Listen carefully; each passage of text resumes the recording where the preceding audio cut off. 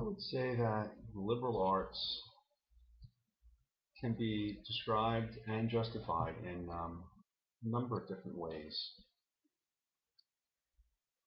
I think the first way that I would like to discuss liberal arts goes back to the ancient Greek philosopher Plato, who, well over 2,000 years ago, wrote in his book The Republic, which was a kind of a model for a well-ordered, perhaps utopian society, perfect society in Plato's view.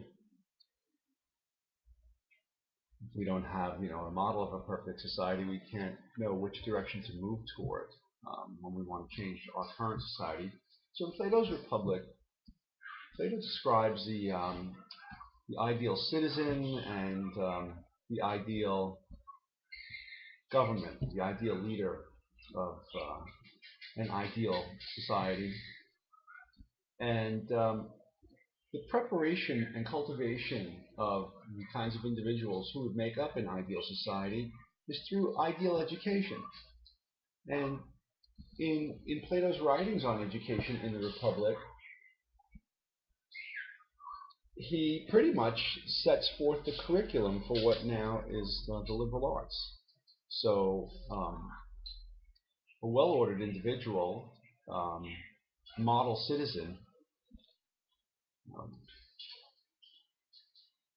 without a society filled with model citizens, you couldn't have a model society. Without a model society, you can't create the conditions to cultivate a model citizen. But the sorts of things that a model citizen needs to learn um, are mathematics, um, science, philosophy, gymnastics, a whole variety of different different subject matters. The enlightened or model citizen needs to know about everything in general. Needs to be a generalist when it comes to knowledge. Needs to have a variety of moral and intellectual virtues, so to speak. Well calibrated discipline, um, dispositions, capacities that are developed. Right? So that's what the liberal arts is to me. It's sort of the visionary formula for creating a model citizen in a model society. In our democracy, Plato was not necessarily in favor of democracy, um, but in our society, in order to have a model electoral process where enlightened citizens vote for representatives of their views, the citizens need to be enlightened. They need to be well educated. So one of the primary things that a liberal arts education is essential for is for having an enlightened citizenry, or enlightened masses, enlightened voters and consumers, enlightened neighbors, enlightened people in almost every occupation that together all those occupations constitute the mechanisms of society. So what does that mean? It means that in liberal arts education, you learn liberally, meaning freely. You learn about everything: art, science, humanities, literature, philosophy,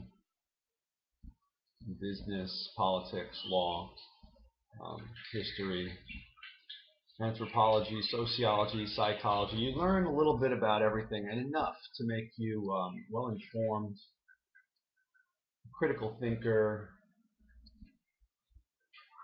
a model human being in many ways. Another great idea that I connect with the liberal arts and the purpose of a liberal arts education in college also goes back to Plato's Republic. In Plato's Republic, Plato has a fascinating idea that the purpose of education, and once again, Plato's curriculum for an ideal education is pretty much the liberal arts curriculum. The purpose of such an education is for society to identify, for teachers particularly, to identify um, students with various kinds of skills and help students figure out what kinds of things that they love and what kinds of things that they're good at, and then educate each of those students in what they both love and are good at. In that way, Plato thought, we would have a society of shoemakers and bus drivers and chefs and karate teachers and whatnot, architects, marine biologists, and so on, where everybody was very good at what they do and loved what they do. So a well-ordered society is one in which every person occupying every role of the society is an ideal fit.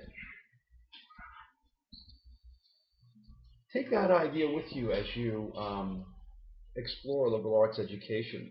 You know, this is a rare opportunity in life for a young adult, having been sort of forcefully educated a certain way through the curriculum set by the departments of education for grammar school and high school and whatnot, to now be a young free adult picking and choosing what kind of subject matters interest them,